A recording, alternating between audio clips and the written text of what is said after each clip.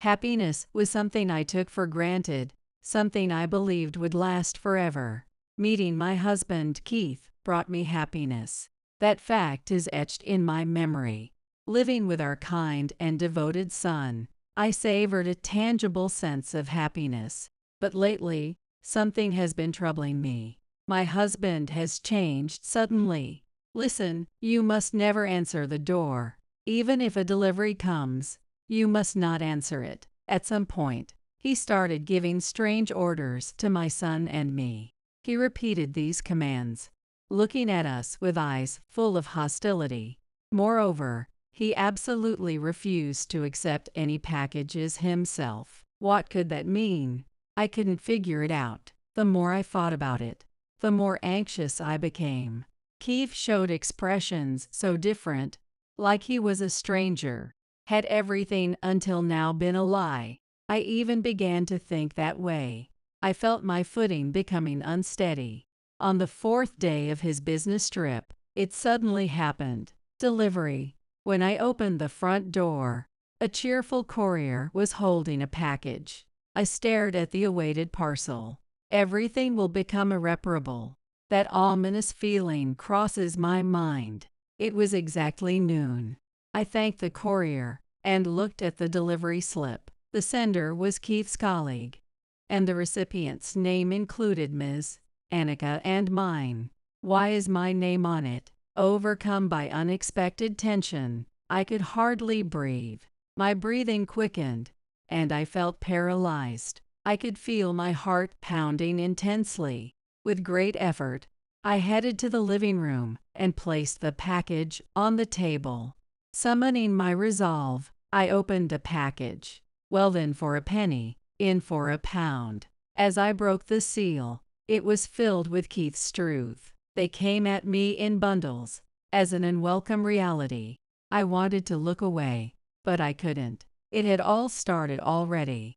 Until I put an end to it, there would be no stopping it. My name is Annika Newton. I work as an office clerk at a local insurance agency. It's been 32 years since I graduated from high school, and this year, I turned 50, making me somewhat of an old-timer. I have excellent relationships with my colleagues, and no particular complaints. Naturally meticulous and cautious, I found that office work suited my personality. I methodically verify each detail, ensuring accuracy in everything I handle. Moreover, working in insurance, which touches upon the important aspects of others' lives, was fulfilling. To say the least, I consider it my calling. I met my husband, Keith, when I was in my 20s, and we got married. Keith is the sales director at a major construction company, a position that I, as his wife, take pride in. He is gentle, humble, and never arrogant, a truly kind person. Despite his high salary, appropriate for his position, he indulges in neither luxury or wastefulness. Instead, he cherishes his family deeply. Our only son, Billy, is now 20 years old. Even as his parent, I believe he has grown into a vibrant and fine young man. Tall and slender, he is the type who would attract attention even without parental bias. He inherited his gentle demeanor from his father and has a character that can't ignore someone in need. On the day of an important university entrance exam, he once helped an elderly woman who had collapsed by the roadside, almost making him late. Billy casually remarked, "I made it in time, so it worked out in the end." But it was a worrying moment for me as his mother. Although I was concerned, I felt proud of him for laughing and being glad that the elderly woman was safe. After all, Billy passed his university entrance exam and now studies mechanical engineering while living at home. In addition to his studies, he works part-time as a tutor and at a convenience store, contributing his earnings to the household. Indeed, he is a praiseworthy and devoted son, whom we are proud of. I live with my admirable family of 3. The house we currently live in was a wedding gift from Keith's parents. Keith's family was known for their significant wealth, well known in the area. I remember being amazed by the size of their house when I visited for the first time for our wedding introduction. I had never seen a garden with such an impressive pond in my life. Keith had hardly told me anything about his parents before our visit, playing innocent by saying, "Didn't I mention it?" Though his modesty is one of his strengths. At that moment, I wished he had given me a heads up. After all, I needed to be adequately prepared. Keith's parents were even more modest, generous, and kind-hearted.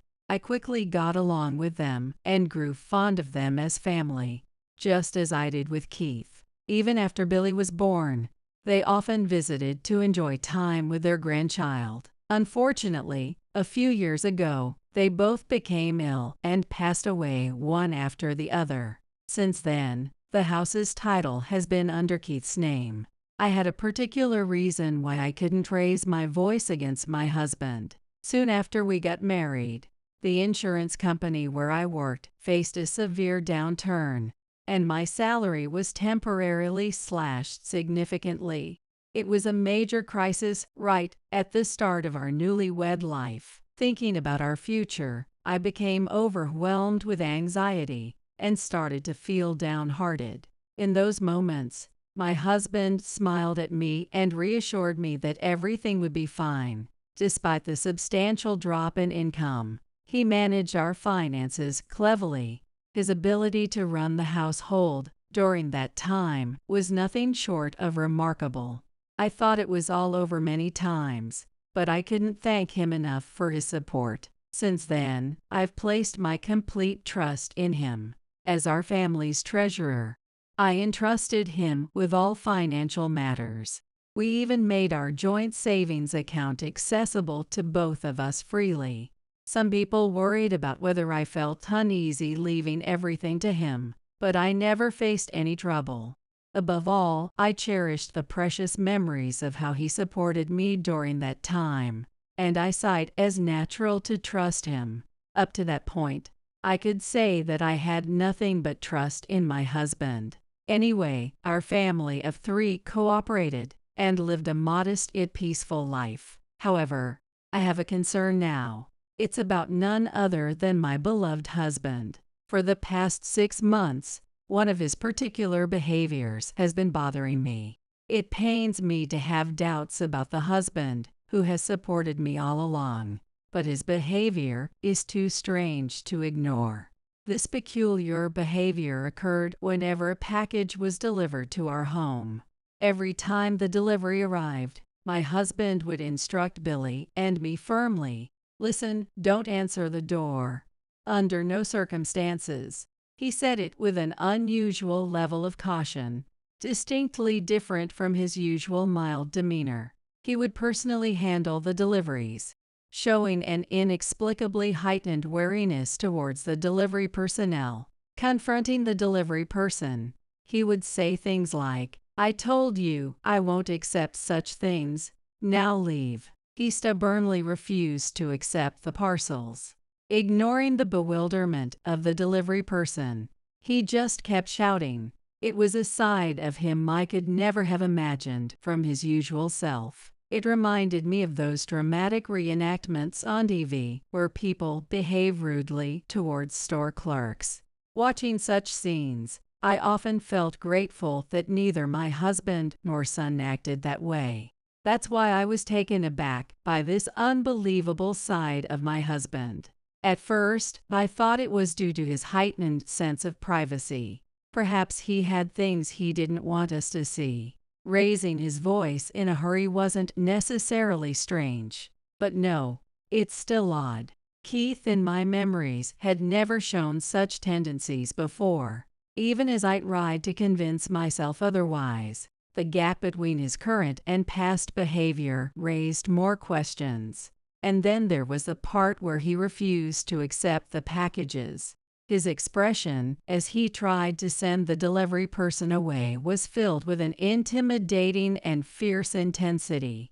The once gentle and proud husband who cherished our family now seemed like a completely different person, someone I didn't recognize. I began to suspect that my husband was hiding something significant. Day by day, this doubt grew stronger in my mind. One day, I decided to confide in my son, Billy, about these concerns. Honestly, I couldn't carry this burden alone anymore. "Your mom, you think it's strange too, huh? I've been feeling the same way recently. It's like he is not the same as he used to be." Billy scratched his head, agreeing with my observations. I felt a slight relief at his words. "Mom, there's something I need to tell you. Can I talk to you about it?" Billy asked, looking a bit sad, as if he had made up his mind about something. I felt a tightness in my chest. What he was about to tell me would undoubtedly not be good news for me. It might even threaten to upend our modest happiness, the life we've built. Still, I had to know. "What is it, Billy? Please, tell me." Billy closed his eyes for a moment and then, hesitating, began to speak. He glanced at my face now and then, likely worried about how I would react to the news. Billy, too, had noticed the odd behavior of my husband lately, and had been carefully observing him. Normally, people don't get that paranoid about deliveries, right? I thought it was strange, so I kept an eye on him. And then I saw something. Billy's face turned slightly awkward. "Saw what?" "Dad's smartphone." What followed was bitter news. According to Billy, messages were frequently coming to my husband's phone from a particular person, seemingly an unknown woman. I didn't mean to snoop. We're family, and I don't like prying, but it was going off so often that I got curious. "I'm a terrible son, right?" "No, Billy, you did nothing wrong." The fact that he felt compelled to act that way showed just how abnormal Keith had become. He must have been anxious. I understood his feelings all too well. Billy mentioned that whenever my husband used his smartphone, he would always hide the screen, making sure no one could see it, not even Billy. And he would smile as he read the messages. How should I put it? It was a bit of a sleazy smile, you know, which was uncomfortable to see from my own father. Billy said this with a bitter laugh. "There's no doubt about it. Yay, honestly, I think it's suspicious." It was clear that my husband had something to hide, even when we pieced together the information. I debated whether to tell you, Mom, but without solid proof. I didn't want to just confuse you. Billy had been probing on his own to uncover the truth about my husband. If it was just an unnecessary worry, that would be fine. He also wanted to trust his family, which is why he tried to resolve everything by himself. But I should have told you sooner, before you started worrying. "I'm sorry, Mom." Billy apologized to me. "Don't worry about that. Thank you for telling me." From that day, my suspicions about my husband's behavior only grew. He began coming home later, often after midnight, using work as an excuse, and our family conversations became fewer and fewer. Even when he was home, he seemed restless, and sometimes he didn't bother to hide his irritation. On top of that, he started going out alone on weekends. When I asked where he was going, he would dodge the question with plausible reasons like work or client meetings. Often, he would return late at night, or worse, not come home at all without any notice. It became rare for the three of us to be together anymore. "Are you okay, Mom?" I was heartbroken. The kind husband, who had once been the pillar of our family, was no longer there. The man who prioritized his family and supported us with gentle care was gone. It was time to make a decision. "We need to get to the bottom of this, Billy. Will you help me?" Billy smiled warmly and said, "Of course." That gave me great strength. "Let's investigate again, including everything we've turned a blind eye to." I decided to confront the situation, no matter what the outcome would be. A week later, my husband had to leave for an urgent 5-day business trip. Right before leaving, He persistently warned us. Remember, don't answer the door for any deliveries. Just ignore them. Got it. His overt instructions made us look at each other and laugh. We were now certain. My husband definitely had a secret he was hiding from us, something inconvenient that needed to be concealed. And it has something to do with the deliveries, doesn't it? His attitude was so blatant that it was almost laughable, as if daring us to question what he was trying to hide. Honestly, we hadn't found anything substantial from our week-long investigation. We decided to accept the mysterious delivery when it arrived. On the second day after my husband left for his trip, a letter arrived at our house. Mom, could it be? Yes, it's clearly. The letter was wrapped in a cute pink envelope, the kind of design that young women would typically favor. However, there was no address written on it. The sender's name read Christina Smith. I recognized that name. It was about 6 months ago, I think. My husband had mentioned a new contract employee at his company. Her name was Christina Smith. Ever since then, whenever work came up in conversation, my husband frequently brought up Christina's name. For some reason, I remembered how he seemed unusually happy whenever he talked about her. In hindsight, that was when I first started feeling something was off. A heavy feeling settled in my stomach. Was this jealousy? No, it wasn't. It was sadness. I was sad. I was confused by this newfound emotion that I had been oblivious to until now. I took a deep breath and signaled to Billy. Since there's no address, we have no choice but to look at it. Billy nodded in agreement. I'm opening it. I said this to no one in particular, granting myself permission to unseal the letter. And as expected, its contents were just as I had imagined. No, they were more than that. They were either beyond imagination or below it, depending on how one looked at it. It was just so raw. And to put it bluntly, it was unbearable to read. I felt a wave of nausea. Billy's expression twisted, clearly discomforted by the content. Dad, is this for real? The horrifying content was far from a polite message a colleague would send. It was a love letter, brimming with Christina's affection for my husband, Keith, a collection of flowery declarations of love. She wrote about wanting to marry Keith soon. She expressed her love for him. She thought of him every night. She pleaded for him to leave his wife quickly and make her happy. These short phrases were scattered throughout the letter, endlessly repeated. As I read a few more pages, I realized that Christina was 32 years old, but her writing conveyed a childlike immaturity. No, it wasn't just childish. It was an immature style of writing. The words were self-centered, with little regard for others. They were superficial and light, lacking depth or maturity.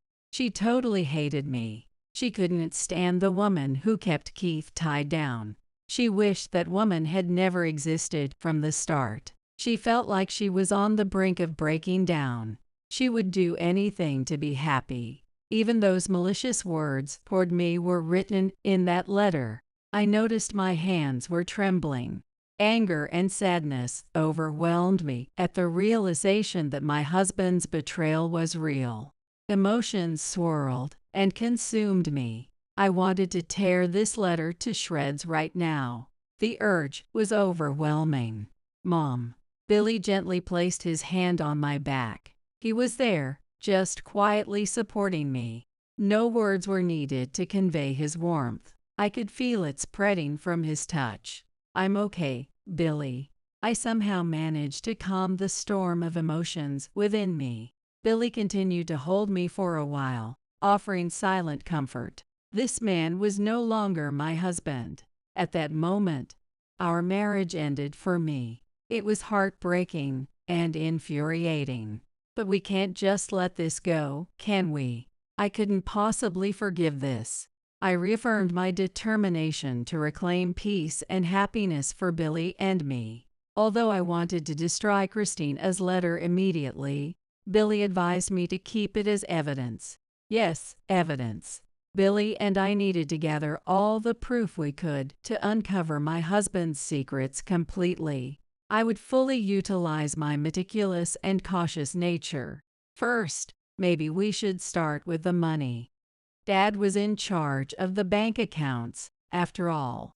That's true. It's generally believed that an affair partner is quite a financial burden. I decided to check our joint savings account to trace the money flow. There, I discovered unusual transfers to an unknown account, and the amounts weren't small. Starting about 6 months ago, large sums of money were leaking from our household budget each month. That's about the cost of my tuition every month. Even though Billy's tuition at a public university wasn't cheap, this amount was shocking. This much money. What could he possibly be thinking? I was overwhelmed with frustration. There was no record of Billy's part-time earnings in the account either. I can't forgive this. The balance showed only a meager amount left. Financial collapse was imminent. This is truly shocking. I was so devastated that I couldn't even stand up for a while. I loathed my foolishness and carelessness for having trusted Keith unconditionally and leaving all financial management to him. Where was my cautiousness? I realized how poor my judgment had been. After a while, Billy opened Keith's computer. This might be ethically questionable, but in for a penny, in for a pound. Let's go all the way. It didn't take long to find more evidence of betrayal. Several photos of Keith with an unknown woman were found in the photo folder. The photos clearly showed they were on dates, with a cheerful atmosphere. Keith's expression in those photos was one of gentle affection, something he hadn't shown to us lately. The photos were meticulously organized by date and location, clearly cherished. The dates revealed that the person accompanying Keith on his weekend outings was this woman. It was also easy to deduce that this woman was Christina. Feeling nauseous, I asked Billy to copy the photo data. Messages exchanged between Keith and Christina were also found on the computer. The dizzying love messages went on into the night on some days. I copied all this data and saved it on a USB stick for documentation. At this point, it's almost refreshing. These words came from an honest feeling within me. The anger of being betrayed was there. My heart was deeply wounded. Billy was probably hurting too. But we don't have to expect anything anymore. Billy's words surprised me. It was exactly how I felt. I didn't have to expect anything from the man who was once a good husband, a good father. I didn't have to be deceived again, holding on to a small hope. There was no need to keep repeating this. I could end it now. We decided to go over the evidence we had gathered once again. We've collected more than enough evidence, but there's still that one thing. Right. The one thing Billy mentioned was something we needed to confirm. It was the thing Keith had been unusually obsessed with, the thing he had tried to hide from us. We needed to check the contents of the package. From Keith's behavior before his trip, I was certain that a package would soon arrive at our house. I was sure there was something important hidden inside. All of his betrayals would be in there. I was certain of that. On the 4th day of Keith's business trip, it arrived suddenly. Package delivery. When I opened the front door, the cheerful delivery man was holding a parcel. I took the package with a sense of anticipation, feeling that the moment had finally come. It was exactly noon. I thanked the delivery man and looked at the receipt. The sender was a colleague of Keith's, someone I recognized. And strangely, the recipient was listed as Ms. Annika and my name. Why is my name here? In this unexpected turn, I was struck with an overwhelming tension. I couldn't breathe, feeling almost paralyzed. I could hear my heartbeat pounding in my chest. I somehow made my way to the living room and placed the package on the table. I took a deep breath, but the suffocating feeling didn't go away. In fact, it only grew stronger. I have to brace myself. Whatever I found, I had to accept it. I couldn't look away. I had to face the truth. Billy was at university, so I was alone at the moment, completely alone. I decided to check first. With determination, I faced a cardboard box. In for a penny, in for a pound. When I opened it, the contents were documents. At first, I couldn't tell what kind of documents they were, but as I read through them, the contents gradually became clearer. It was an accusation against Keith. It revealed that Keith had obtained highly confidential company information and passed it to Christina. This was an act of industrial espionage, and it detailed how Christina had been engaging in transactions with a competing company in exchange for money. The documents, stamped with a red top secret mark, meticulously listed the specifics of the transactions, transfer records, and the detailed categorization of the information. There was also mention of Christina's true identity. She wasn't just a contract employee. She had infiltrated construction companies before with similar tactics, lured executives, and collected both money and information as a fraudster. A fraudster. Despite my trembling hands, I couldn't stop reading. Through an investigation by colleagues, it was uncovered that Keith had been tricked by Christina into leaking the company's confidential information. It wasn't a case of cheating driven by pure romantic feelings. It was a corrupt relationship bound by money. What kind of stupidity is this? This can't be true.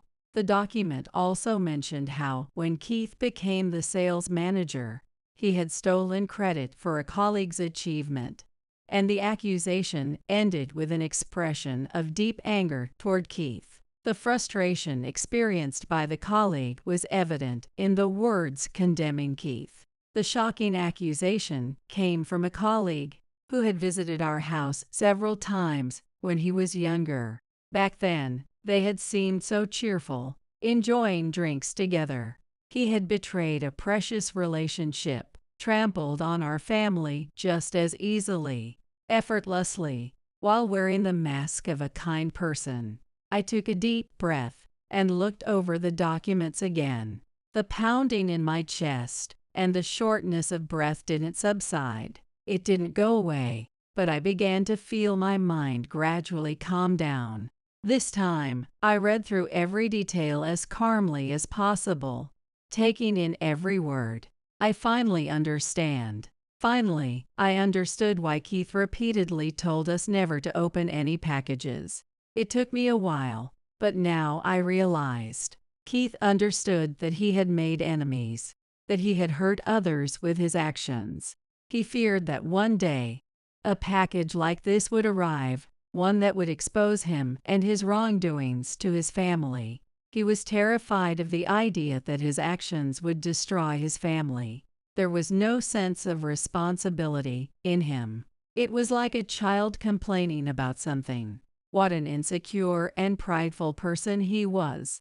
Pathetic. The time had finally come to make a decision. It was something I had started. I would take full responsibility for it. There was not even a hint of doubt. From then on, things progressed quickly, like a roller coaster. With the situation changing rapidly, I could barely keep up. I ran around desperately, trying to keep moving. By the time night fell, I had finally calmed down. "Mom, it seems like you've been through a lot today." I explained everything to Billy in detail when he got home. After that, I decided to go straight to the police. It wasn't just out of family responsibility, but because, as a fellow worker in the company, I couldn't forgive what Keith had done. The package contents, of course, including Christina's letter, and a USB flash drive filled with data. Carrying all the evidence I had, I headed to the police station. I must have been in such a rush, for I was facing the officer barefoot. In my panic, it seemed I had dashed out just like that. The police officer who greeted me was surprised, but when I told him about the information leak and fraudulent transactions, with evidence from Keith and Christina, he immediately transferred me to a specialized officer. The officer who appeared seemed to be well versed in cybercrime and information leaks. I explained everything in as much detail as I could, and the officer immediately recognized the gravity of the situation. He gave me a few pieces of advice. First, he strongly recommended that I take all the evidence to Keith's company and report the information leak and fraudulent transactions. He assured me that the contents of the USB flash drive would serve as more than enough motivation for the heinous acts. Moreover, regarding Christina's letter, which could be seen as a form of blackmail, the police promised to step up patrols around our home. I felt incredibly relieved by their support. It was the first time I felt that the struggles I had gone through, along with Billy, were being acknowledged. I felt comforted by the way they stood by us. Afterward, I continued with the momentum and went directly to Keith's company. Of course, I was still barefoot. The reception staff seemed overwhelmed by my determination. The head of Keith's department took charge, and, after I presented the evidence of the information leak and fraudulent transactions, immediately understood the seriousness of the situation. He promised that Keith would be called back from his business trip, and they would conduct interviews with both Keith and Christina. Ms. Newton, you've been through a lot. We will definitely repay you for your actions. Please, rest assured. I fought back tears at my boss's words. As I was about to leave the office, I was stopped by a familiar face. It was the colleague who had bravely blown the whistle. The colleague deeply apologized to me, saying they were sorry for involving me. Don't apologize, not at all. I want to thank you. Thank you so much for gathering the courage and speaking up. I expressed my gratitude. After that, I left Keith's company, which was starting to make a scene, and quickly headed home. Billy, I've decided to divorce. I have lawyer friends because of my work, so I plan to ask one for help. Billy nodded and smiled. I fully support you. I've decided to cut ties with him too. Do whatever you feel is best, Mom. I'll support you with everything I have. He clenched his fist firmly.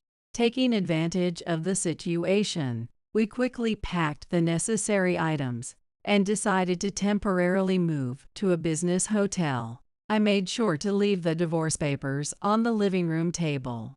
Before leaving, I took a slow, final look around our home, filled with memories. I felt a bit sorry for my parents-in-law, but my desperate feelings outweighed any guilt. The next development came in the evening the following day. While relaxing at the business hotel after work, my smartphone rang. It was from Keith. A wave of dark emotions washed over me, but I had already made up my mind. I pressed a call button on my phone. Hello, Annika. What the hell is this divorce paper about? He immediately let out a high-pitched scream. He was breathing heavily, visibly flustered. There's nothing to explain. Just submit it over there. I responded calmly and as matter-of-factly as possible. It was to make it clear to Keith that we were no longer family. If it's about Christina, I'll apologize. I was just deceived. You can forgive me, right? I was completely shocked at how casual Keith sounded at this point. Forgive him. What in the world gave him the right to ask such a thing? If this isn't going anywhere, I'll hang up. I sighed and was about to end the call. Wait, don't hang up. Seriously, where did you even find all the evidence? Suddenly, Keith turned the blame on me. What was he trying to do? I had no idea what his goal was. Perhaps Keith didn't understand his own goal either. It was all just futile. Your kind colleague told me everything. Your most hated delivery service gave me a wonderful gift. I gifted Keith a sharp, sarcastic remark. I hoped the sting of my words would penetrate Keith just a little deeper. That was what I was thinking. Because of you, I'm about to be arrested. The company knows everything, and it's over. It's all your fault. He spat those words at me. It was a remark that left me in disbelief. My fault. The unexpected accusation made my voice involuntarily become stronger. Anger seeped through my words. I had to stop myself. I needed to stay calm. No, I apologize. I misspoke. Anyway, let's start over. We've been through trials together before, haven't we? We can surely overcome this one too. Keith continued to spew out convenient words. He was pushing his incoherent claims on me. Suppressing my feelings of disgust, I stabbed my words through the phone. How can we possibly start over when you've committed adultery, information leakage, and illegal transactions? This trial is your own doing. Deal with it yourself. I exhaled everything I had been holding back in one breath. If this didn't get through, I wouldn't have any more words for Keith. It felt like talking to someone who wasn't listening. A sense of resignation began to creep in. Yes, I had known it. No matter what I said, it wouldn't reach him. No, it wasn't that. Nothing was ever reaching him in the first place. He wasn't having a conversation with me. He was just talking about himself. Please, Annika. I was just giving Christina the information. I had no idea about the illegal transactions. I'm the victim here. He yelled and screamed, completely shocked that things had escalated to this level. Just as I had expected. Even at this point, all that came out of his mouth were self-defense statements. It was clear that Keith, not me, wanted to shout that he was the victim. So you're saying that the regular large transfers from our joint account to Christina were also because you were deceived by her? You're not guilty. I lowered my voice even further and spoke those words. Well, that's... Keith suddenly faltered, unable to respond. The excuses that followed were unbearable to hear. Keith explained that he had grown close to Christina during overtime hours and became intimate with her. Amidst the busyness, there were moments when they could relax together. In the daily routine of working together, he had unwittingly let his guard down. Neither of them could remember who first said the decisive words, but it seemed that Keith and Christina had naturally fallen into an affair. Christina had a tendency to overspend and was always broke. She would spend her salary on the same day it was earned. As a result, she often asked Keith for money. The phrase asking for money made my skin crawl. But Keith, it seemed, couldn't resist giving anything Christina asked for, simply because she was young and beautiful. He became infatuated, consumed by this infatuation. He poured household money into Christina. His sense of guilt seemed to have been completely numbed. You weren't the type to frequently check bank books or account balances, so I thought she wouldn't notice a little spending here and there. It just happened. How could a just happened be an excuse? I had to suppress my urge to shout. Christina had completely become dependent on Keith, knowing that whenever she asked, he would give her as much money as she wanted. With just one or two sweet words, she could manipulate him freely. But as soon as the details of the case came to light, Christina disappeared, fleeing without a trace. Listening to Keith's story, I was struck by a major question. When I was struggling financially, Keith had supported me. How was it possible for Keith, who was easily manipulated by a bad woman, to handle things so well at that time? Keith, as if resigning himself, finally confessed the truth. The truth is, the way I managed things was thanks to the advice of my late dad and mom. It wasn't something I came up with on my own. What a revelation! It turned out that the reason he appeared capable was because of his parents-in-law support. I was left speechless. The husband I had loved and respected turned out to be an illusion. I've always had a complex about Dad and Mom. Compared to my successful parents, I felt pathetic. That's why I couldn't tell you about my family until we were married. What I had thought were Keith's humble and modest virtues were all just a twisted reflection of his insecurity. The word disillusioned ran in my head like a siren. There was no kind, family-oriented husband to be found anywhere. He had never existed from the start. How could something so sad happen? Certainly, in the memories from that time, I was happy. Or so I thought. That's why it feels so empty and painful. I can't help but feel frustrated and regretful. Before I knew it, I was crying. The tears that overflowed, I'm not sure which emotion they stemmed from.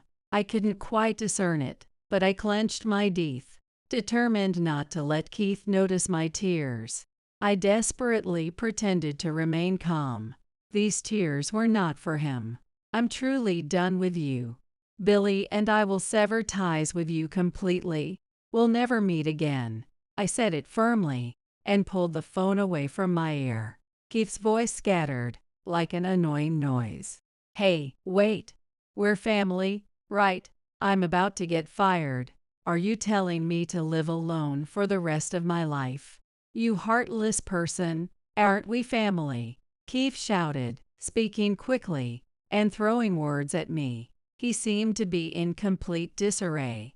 If only that desperation had been directed somewhere else. Still, I couldn't sympathize. In his voice, full of desperation, the word family came through in broken fragments. It was unbearable. Who was it that put family on the scale and weighed it against something else? If you hadn't submitted the evidence to the company, none of this would have happened. It's all your fault. Everything. It's all your fault. Take responsibility. If you have complaints, please go through a lawyer. Goodbye. I ended the call, and this time, I shut him out completely.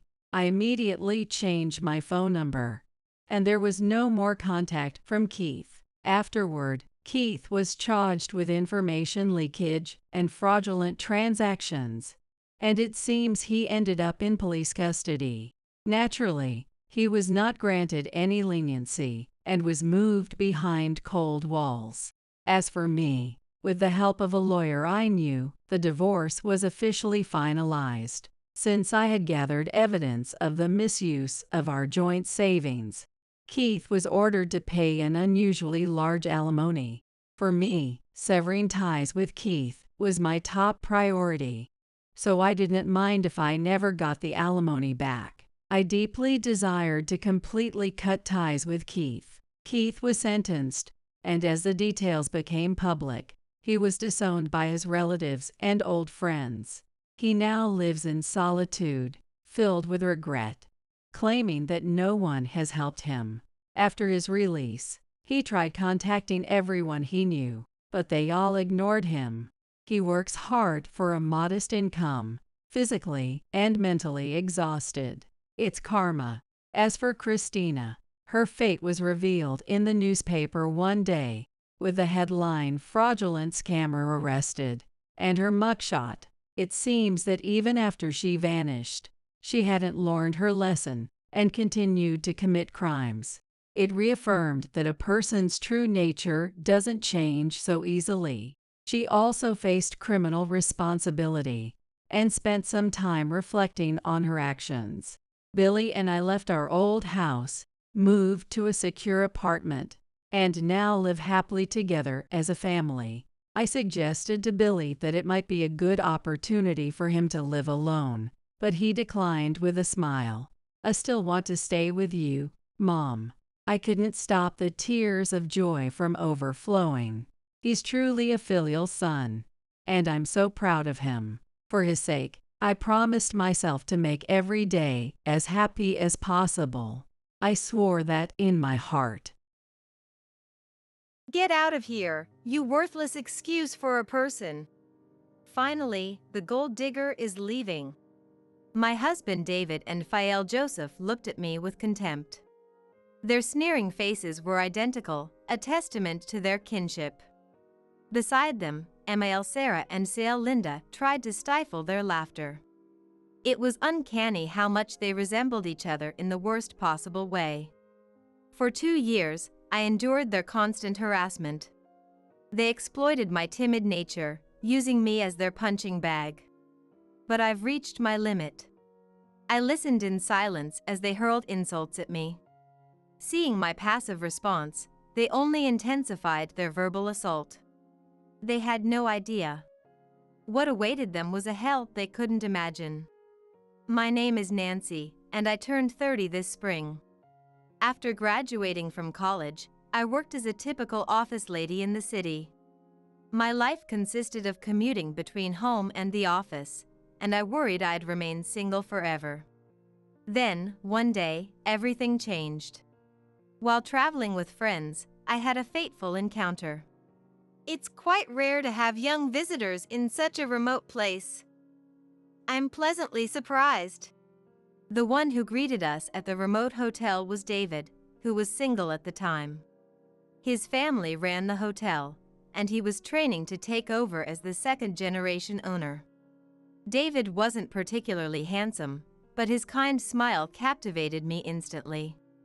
Gathering my courage, I asked for his contact information, and we gradually grew closer. Actually, I've been thinking about you ever since I first saw you, Nancy. After one of our many dinners, he confessed, his face flushing red. I was overjoyed to know our feelings were mutual, and I eagerly accepted his confession.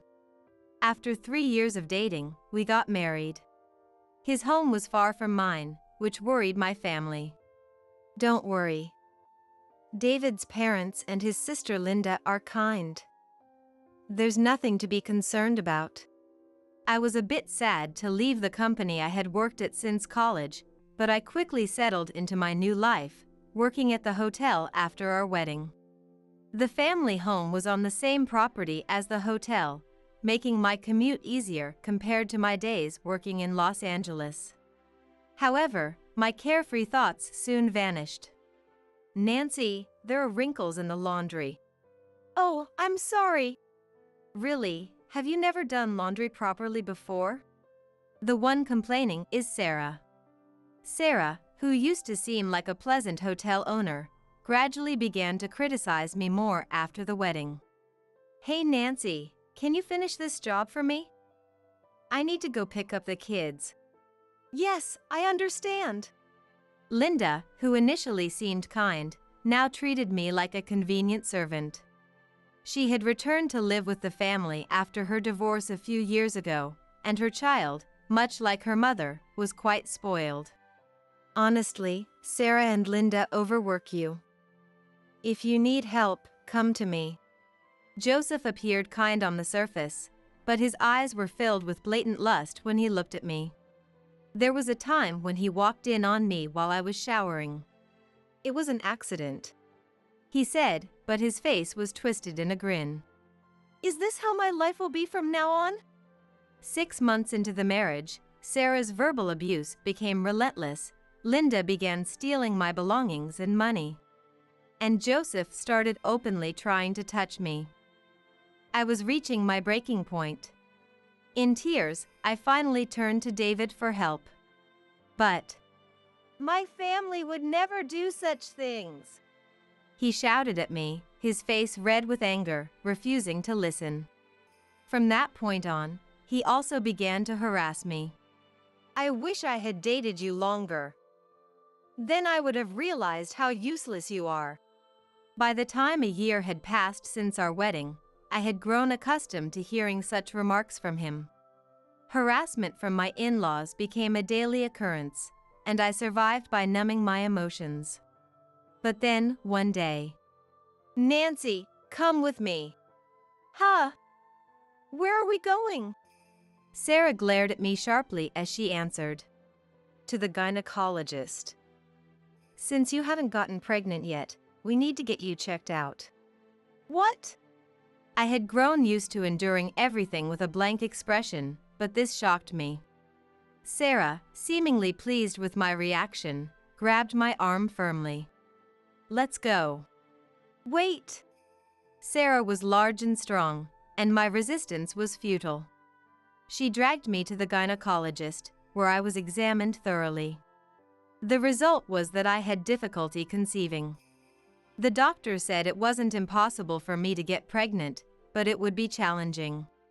As soon as Sarah heard the diagnosis, I knew it! She lashed out at me. When we got home, Sarah told Linda and Joseph that I couldn't get pregnant. Before I could correct her and explain that it was just a difficulty, not an impossibility, they began to insult me.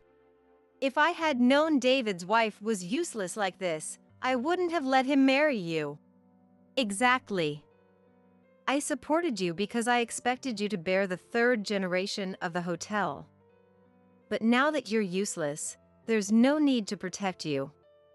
At least serve as our labor force. We should just get a divorce immediately.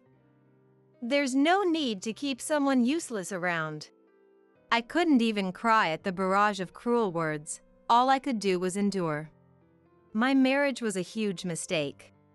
His words cut the deepest. There was no one here to help me. That realization hit me hard. Still, I wanted to have his child because we were married. I thought maybe if we had a child, the criticism from his family might lessen. With a small glimmer of hope, I decided to talk to David one day. David, can we talk? Huh? Does it matter to me? David, sitting in his usual spot in the living room reading a magazine, didn't even look at me. Recently, David either ignored me or responded coldly when I tried to talk to him. But I mustered my courage and spoke up. I want to try fertility treatment. If we underwent fertility treatment, surely we could have the child everyone wanted. Before I could finish, David's angry voice cut me off. What? We don't have money for that. Suddenly shouting, David threw the magazine he was reading at me. I was so shocked that I stood there, dumbfounded. It's your fault for not being able to get pregnant properly. If you really want treatment, pay for it yourself. But I don't have any money. After our wedding, Sarah took my debit card away. She claimed it was to prevent unnecessary spending, but she probably just didn't like me having financial freedom. Though I hadn't shared my PIN, preventing her from using it, I had no money of my own. I never received a salary for working at the hotel. Given these circumstances, I had no money of my own. I know. I'll get a job outside. What? Sarah said our finances are tight recently. If I work outside, I can help with expenses. Our hotel wasn't doing badly, but my in-laws were extravagant spenders, keeping the household finances always tight. I thought this was a great idea. But to David, it was just another reason to be angry. Nancy, you're recognized in the community as my wife.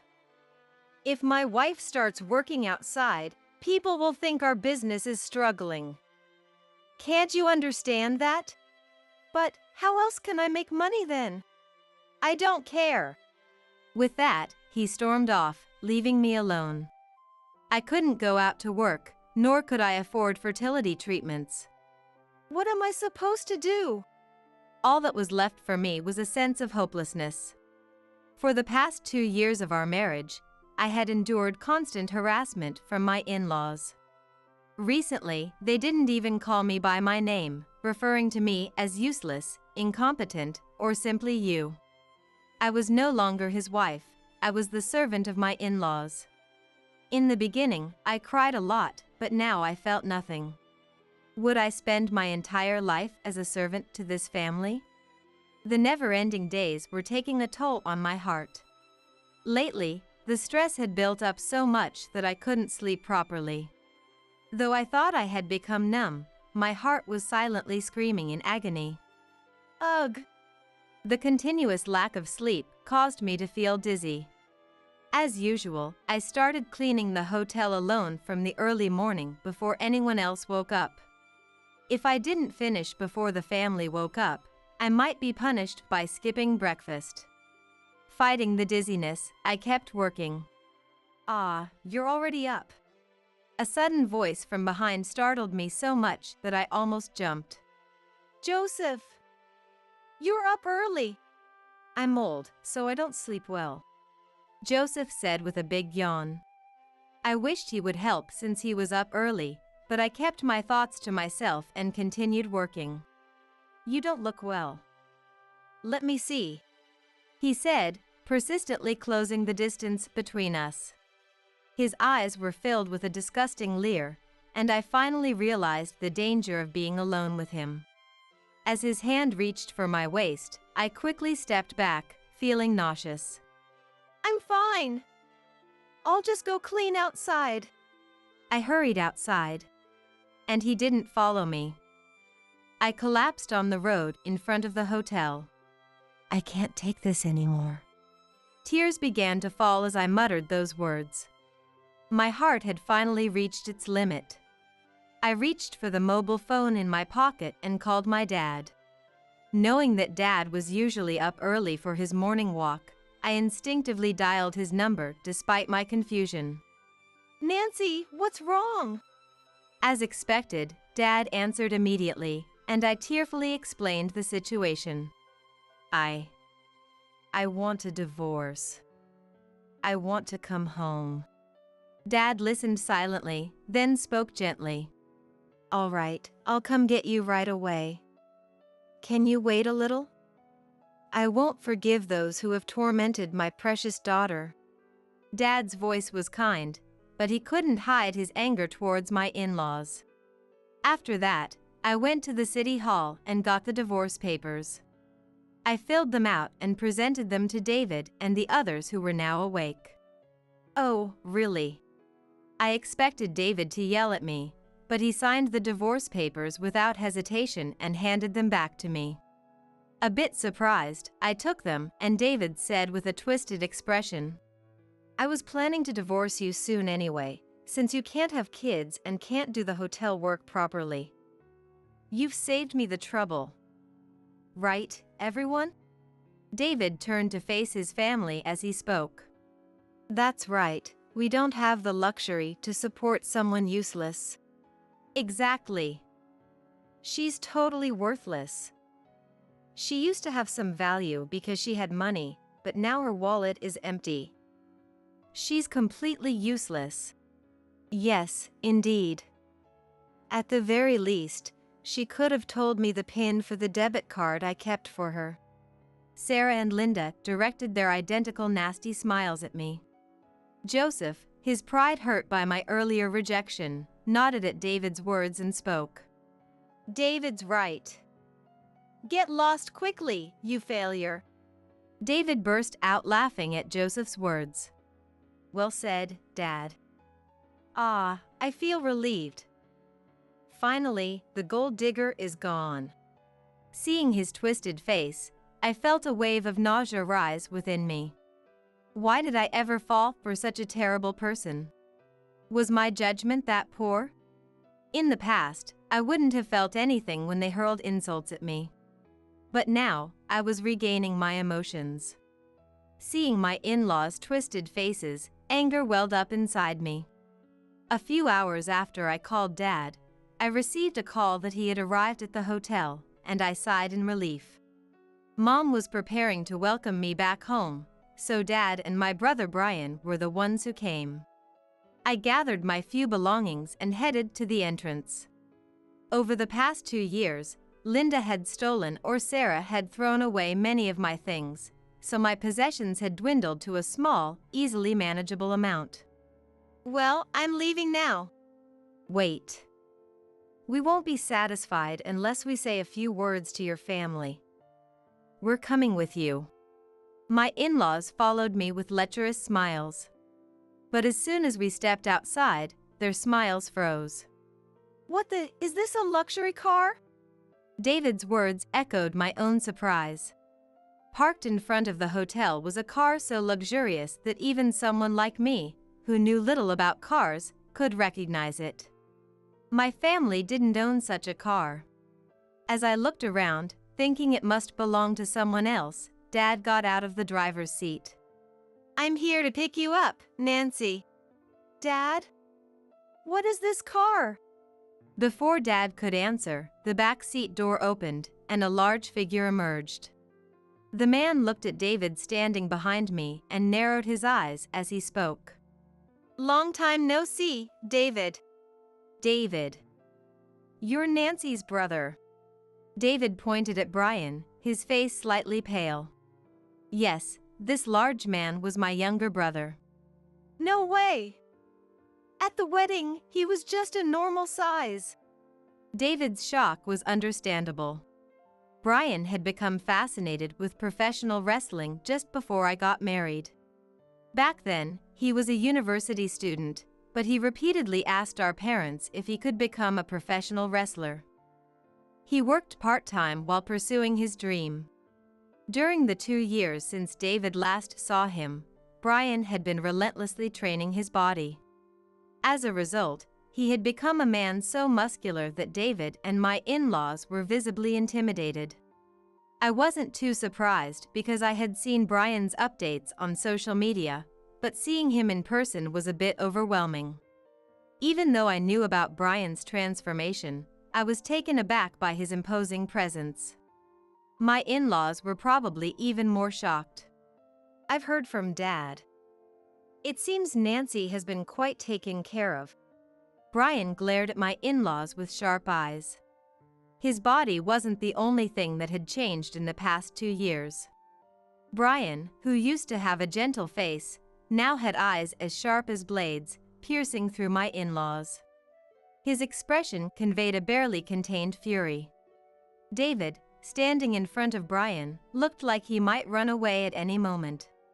Despite his impressive physique now, Brian used to be very dependent on me. When he was little, he often got sick and missed school frequently. "I want to play outside," he would say, almost in tears, lying in bed. I would read him storybooks and watch TV with him to keep him company. "Nancy, read this next," he would say, holding out a book with a feverish smile. I would stroke his head and read to him until he fell asleep. I was 5 years older than Brian and doted on him, which probably led to him developing a bit of a sister complex.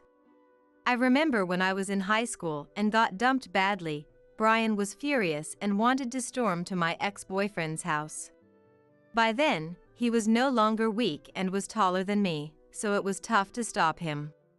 Even after I got married, Brian's sister complex remained, and now he stood intimidatingly before my in-laws. "Brian, you've gotten so big. So, you're here to pick up Nancy, right? Nancy, get in the car and go home," David said, his voice trembling slightly, trying to sound gentle. It had been years since he spoke to me so kindly. I couldn't help but smirk at David's pathetic attempt to change his attitude in front of a formidable opponent. Brian seemed to feel the same way. He took a step forward, glaring at David. "First, you need to take responsibility for what you did to Nancy."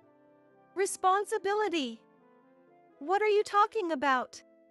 David was sweating profusely, looking around nervously.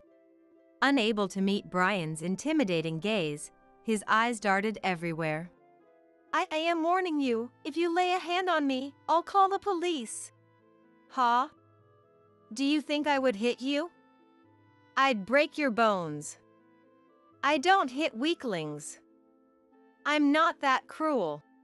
Brian's calm yet threatening words made David's face briefly contort with anger. His useless pride was wounded, but facing such a muscular man, he couldn't muster a retort and bit his lip. Seeing him like this, Brian looked exasperated and turned back to Dad, still in the car. "Dad, bring Anthony over." "All right," Dad replied, stepping out of the driver's seat and opening the passenger door. When the person inside stepped out, my in-laws gasped. "The branch manager! Why are you here?" It wasn't just my in-laws who were surprised. "Anthony!" "Hey, Nancy, long time no see." "Oh, by the way, this car is mine. I splurged a bit." Anthony waved at me with a smile. Anthony, my uncle, was supposed to be working at a bank's overseas branch. He couldn't attend my wedding due to his busy schedule and had only sent a gift. Since then, we had only exchanged messages. As I struggled to process why he was here, Dad explained. Actually, Anthony returned to the US a few days ago. His overseas assignment ended, and he's back at an American bank. By coincidence, he's now assigned to a bank in the same area where Nancy lives. He was going to contact you when I told him about the divorce, so he decided to come along. Anthony nodded at Dad's explanation, then turned to my in-laws with a smile. "I've visited the local bank as the new branch manager and greeted some of the people who visited the bank for loans. I didn't realize then that Nancy's husband's family owned the hotel. I wasn't able to attend the wedding, and Nancy didn't tell me much about her in-laws' hotel. Plus, I was so busy that the greeting was brief, and we didn't get to introduce ourselves properly. So that's what happened." "Wait, a loan? This hotel took a loan from the bank?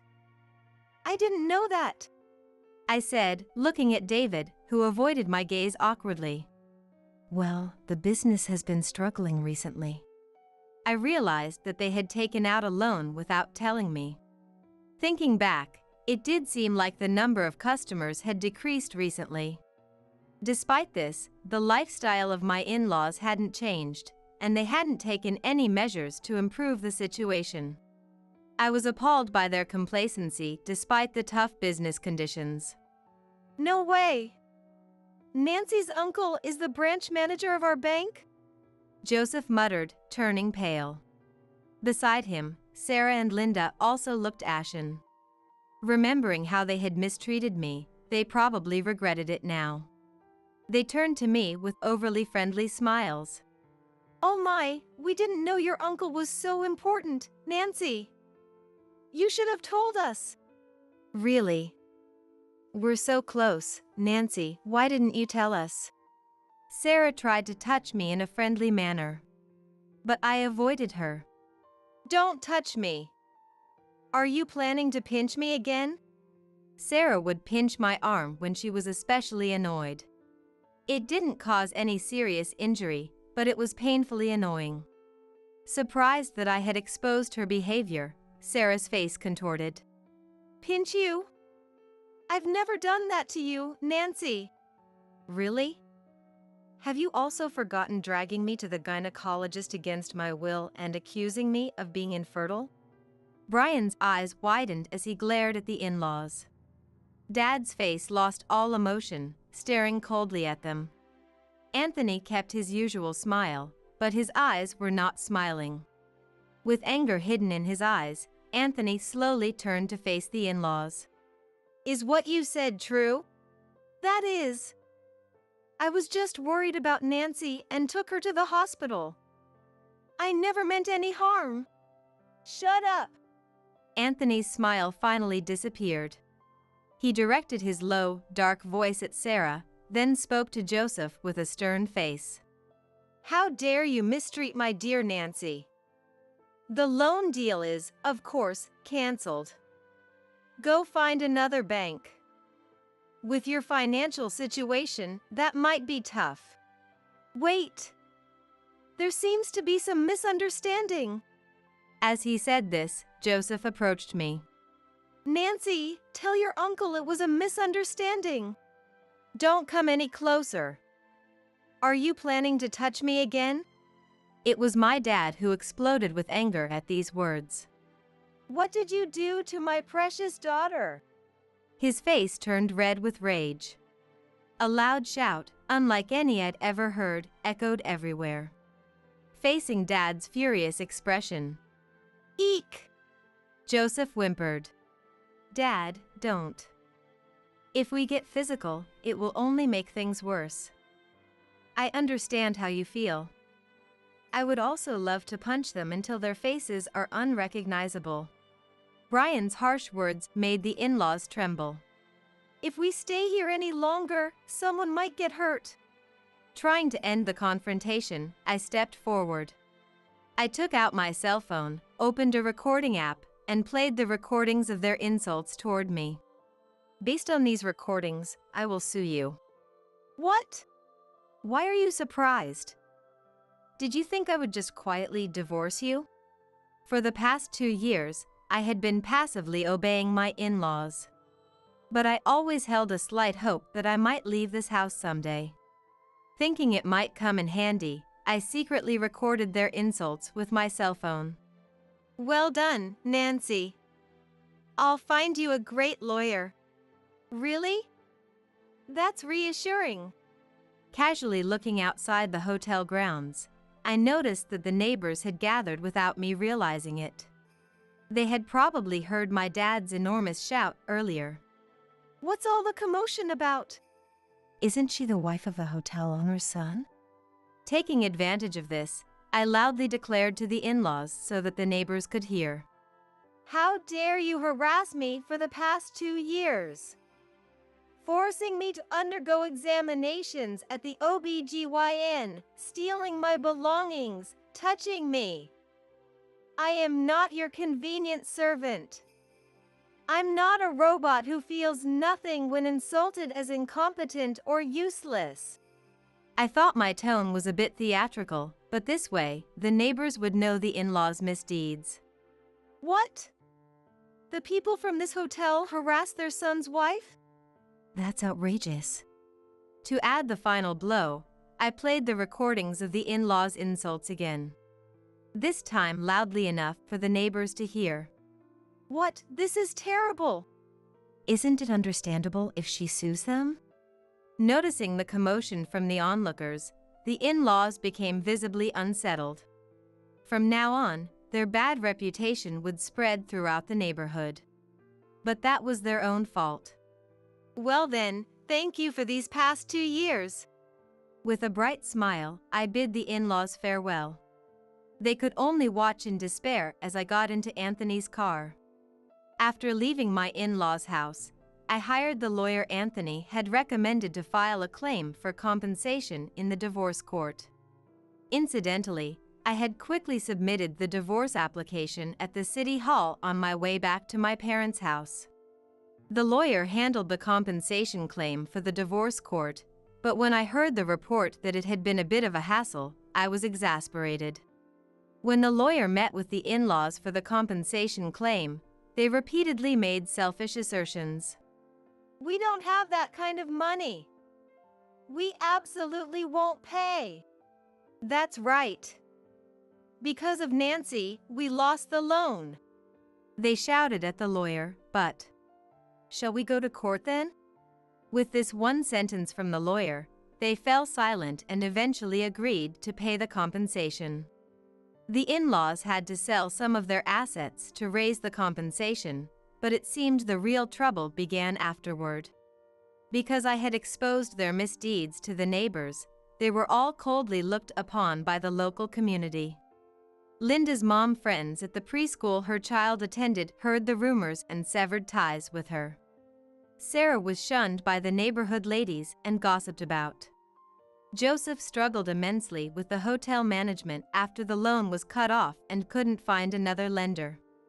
This was likely due to Anthony, now the branch manager, informing nearby banks about the hotel's precarious situation.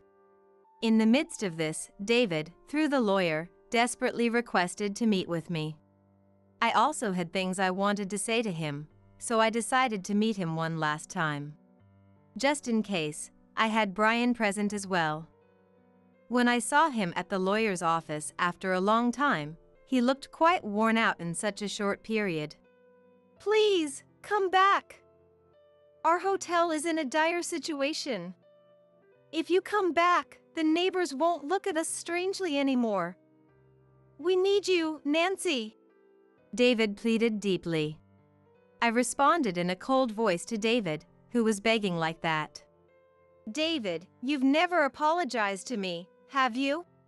David looked surprised at my remark. He hadn't apologized until now because he wasn't aware that he had done anything wrong to me. With a big sigh, I said my farewell to David. Marrying you was the biggest mistake of my life.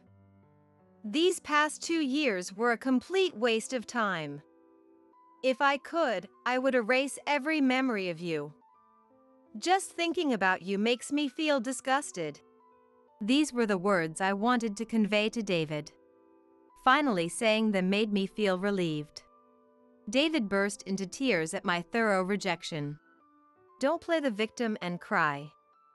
You don't have the right to do that. Goodbye, and I sincerely hope we never see each other again. Leaving David collapsing in tears, Brian and I left the lawyer's office. With everything settled, I was living peaceful days back at my parents' house. I had found a new job at a company near my parents' home, and I was planning to move out and live alone once my life settled down. My new job paid a decent salary, enough for me to live independently. Most importantly, the environment where people didn't disregard me was something I was deeply grateful for. I wasn't sure if I would remarry, but for now, I wanted to cherish my time alone.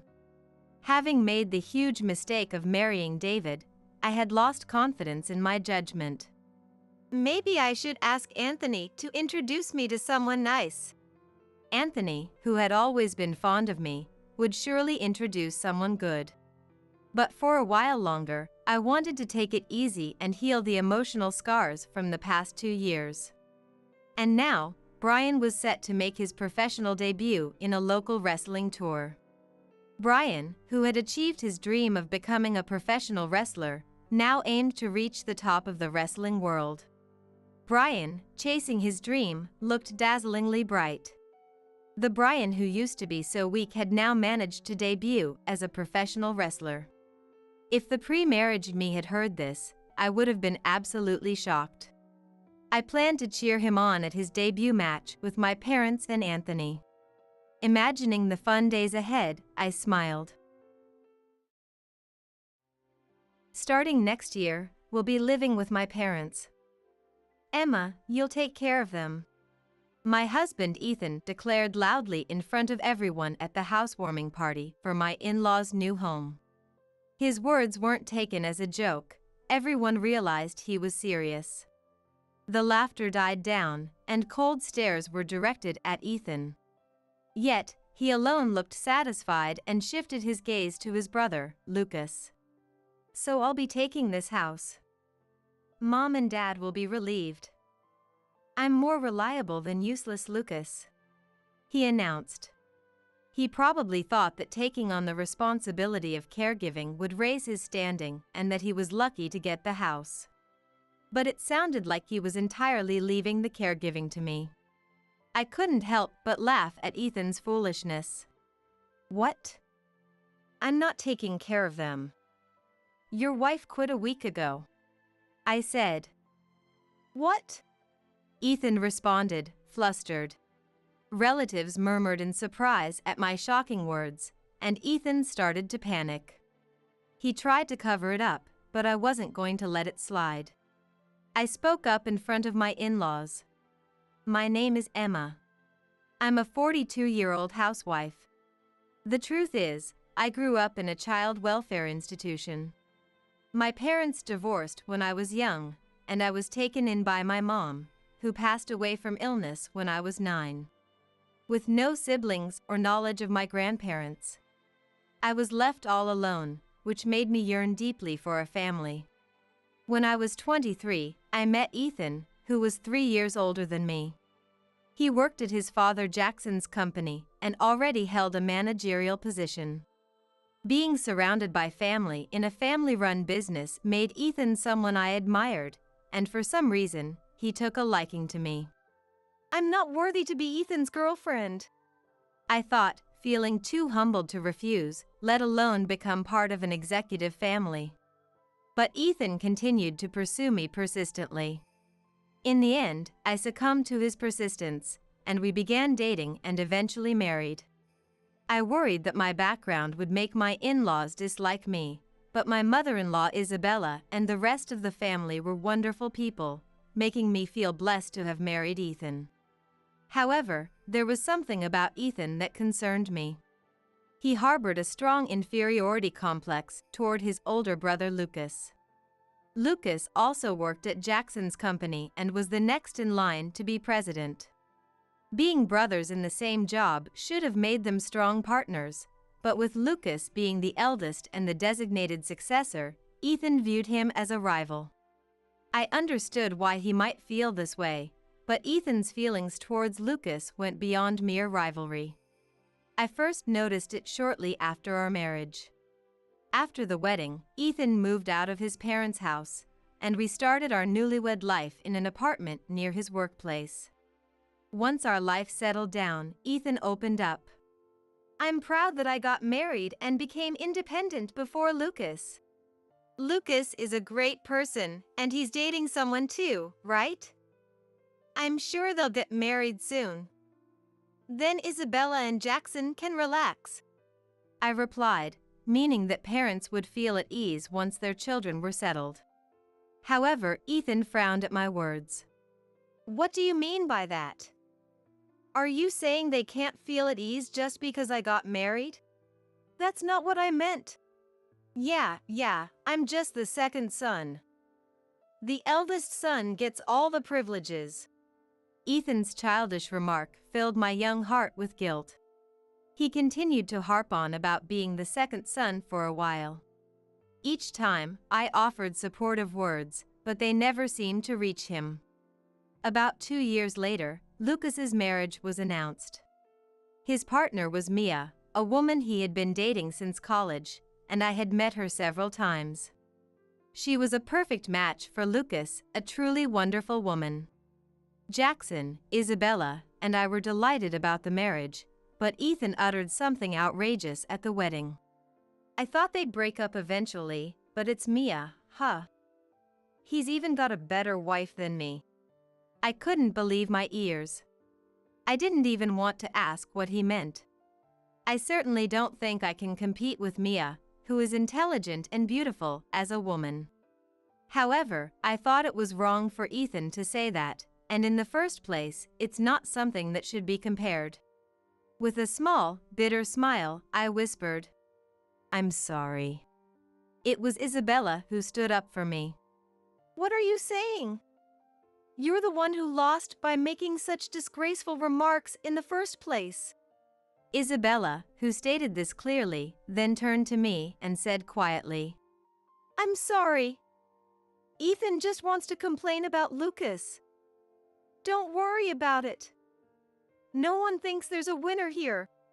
Thanks to Isabella's comforting words, I managed not to cry. But Ethan's displeased expression remained, and he continued to sit sulking. After that, Ethan involved me in his attempts to outdo Lucas at every turn. Shortly after Lucas's wedding, he started saying, "We have to have a child before Lucas." But I didn't get pregnant easily. I felt sorry about it and made efforts to conceive, but in the end, Lucas and Mia were blessed with a child before us. When Ethan found out, "It's your fault we lost," he was furious. A year after Lucas and Mia had their child, we were blessed with a child too, but our baby was a girl. Lucas's child is a boy, and we have a girl. He even extended his rivalry to our children. Nevertheless, Jackson, Isabella, Lucas, and Mia all doted on our daughter, Sophia. I want our next child to be a girl too, Mia said, also doting on Sophia. Ethan, the only one discontented with Sophia being a girl, watched as she grew up loved by everyone in the family. However, I never had another child. It had taken a long time to conceive Sophia, and it couldn't be helped. I considered it a miracle and a great blessing to have Sophia at all. During this time, Lucas and Mia were blessed with a much-awaited baby girl. I was happy for them, but I also found myself dreading Ethan's possible snide remarks. "We need to build a house before Lucas does, at least." Ethan's competitive spirit burned bright, and he announced plans to build a new house.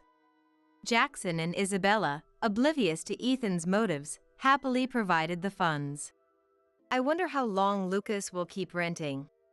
Despite receiving financial support from Jackson and Isabella, Ethan still made snide comments about Lucas. I felt uneasy whenever Ethan tried to compete with Lucas. Building a new house under these circumstances didn't bring me genuine joy. You shouldn't say things like that. There's no need to compete. He's your only brother. I repeatedly admonished Ethan for his backbiting, but he never changed.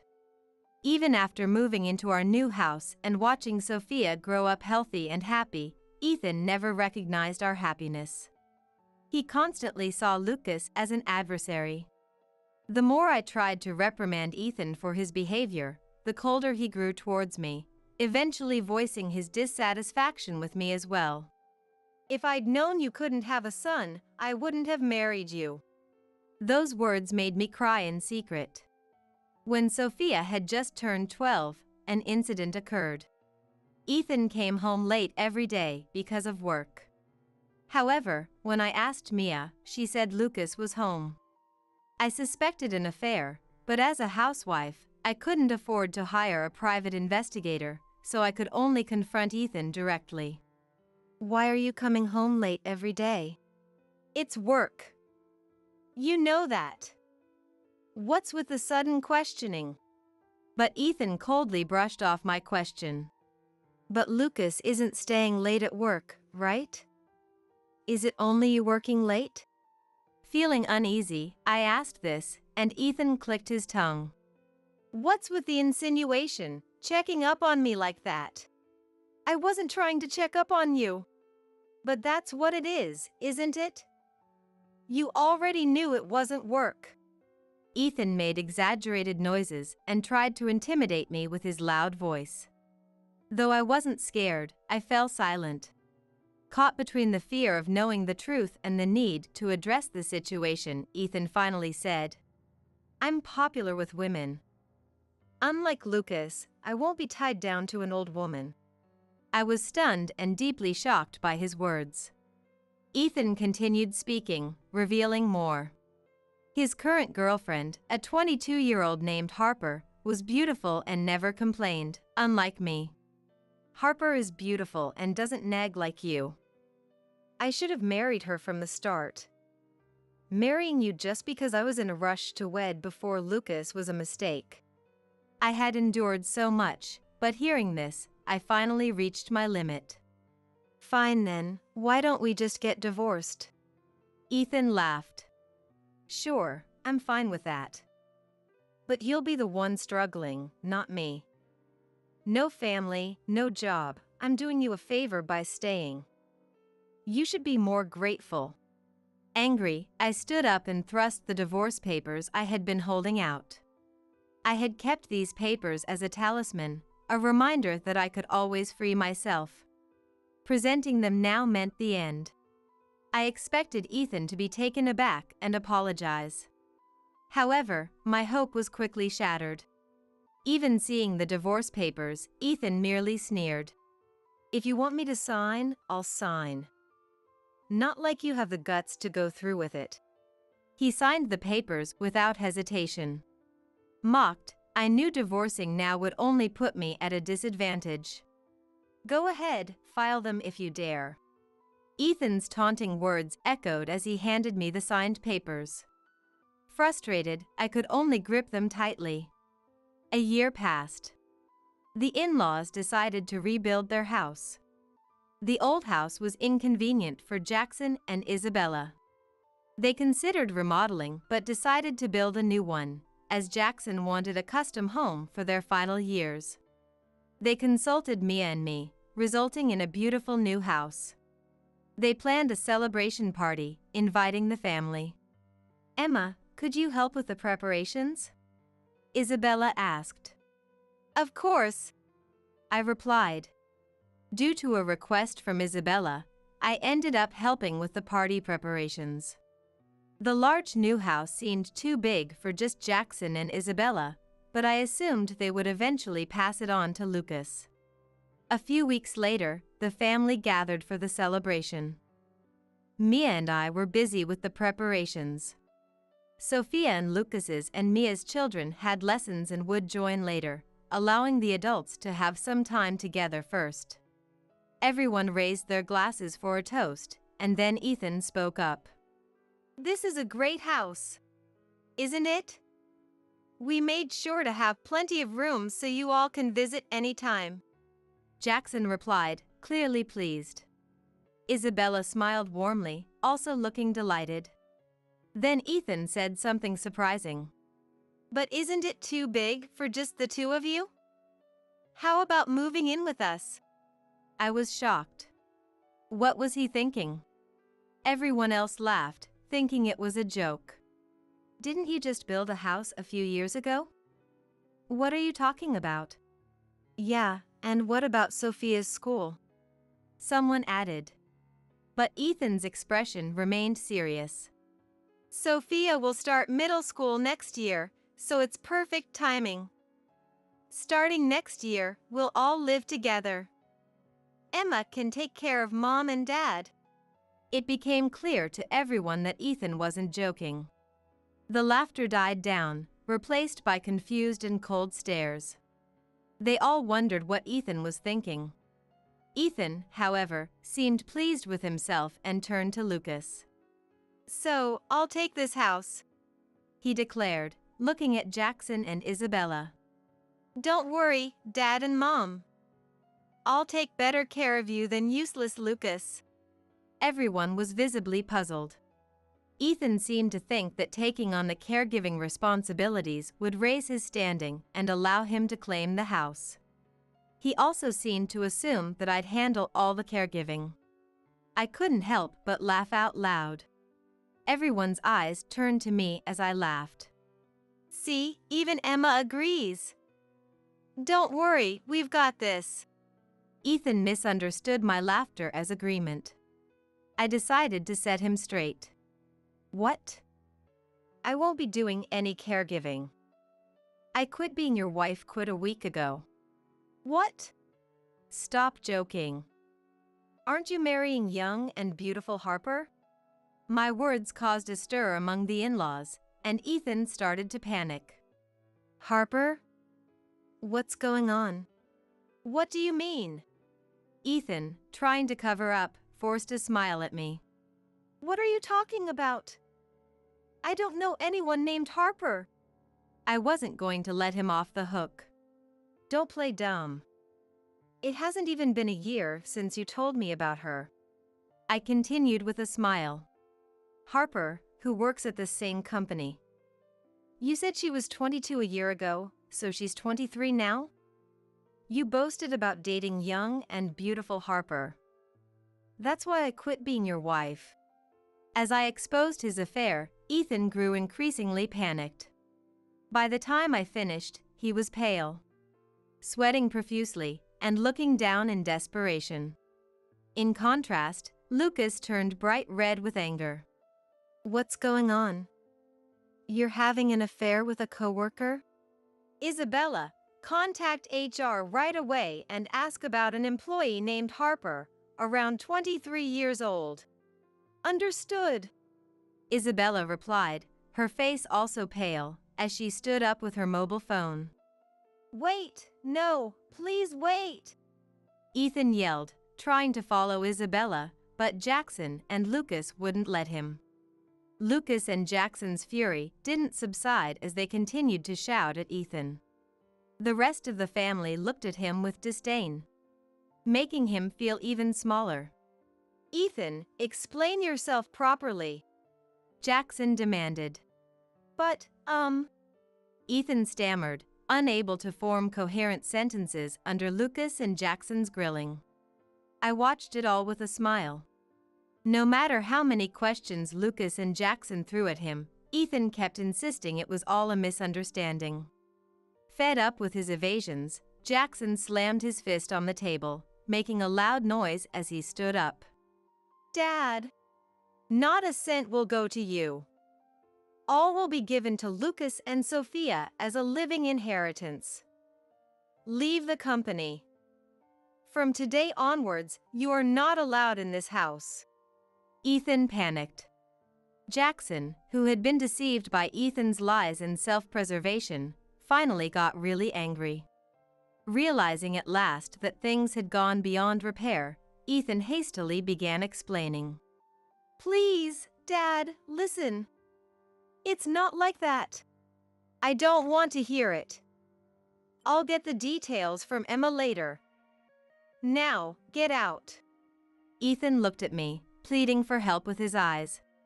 But I had no intention of helping. I would just tell the truth. Of course, I'll explain everything later. But for now, the food is getting cold. Yes, let's eat. Mia added, helping me redirect everyone's attention. Finally, people began to eat. Relieved, Ethan tried to start eating with everyone else, but at that moment, everyone glared at him. You get out. But, no, No excuses. Just leave. Unable to withstand Jackson's shouting and everyone's cold stares, Ethan stood up. His pathetic figure was almost comical. Emma, let's go. He said to me, trying to maintain some dignity. What? For a moment, I wondered if he expected me to leave too. But Jackson quickly intervened. Why should Emma leave? You're the only one leaving. Right, goodbye. Ethan left the in-laws' house, visibly upset. Seeing him driven out was a satisfying sight. A few minutes later, Sophia and the other kids arrived from their extracurricular activities, oblivious to Ethan's absence. It's been a while since we've all gathered like this. It's fun, Sophia said, making me laugh. She seemed to understand who truly cared about her. After a delightful time, Sophia and I returned home. Once the relatives left and only family remained, I explained Ethan's actions in detail to Jackson and Isabella, who apologized and expressed concern for me. Despite feeling sorry for causing a scene at the celebration, I reassured them and headed home. Welcome back. What the hell was that? Ethan yelled at me the moment we stepped inside. Not wanting Sophia to witness our argument, I sent her to her room and prepared to confront Ethan. I only told the truth because you made such reckless claims. But saying you quit being my wife. Don't you feel any shame in front of Dad and Mom? I really have quit being your wife. The divorce papers have already been filed. Ethan, shocked, stared at me with his mouth open, anger momentarily forgotten. Don't you remember? Just a week ago. I began recounting the events to Ethan.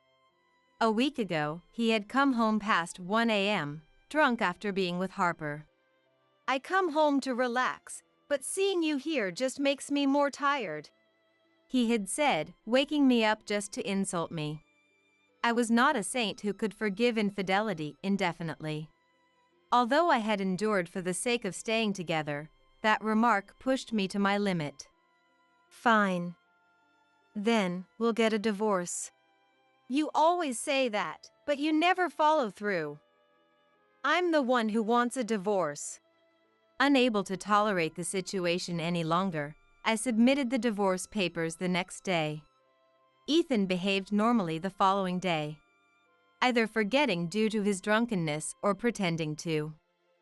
Regardless, I took advantage of his ignorance and quietly prepared to move out.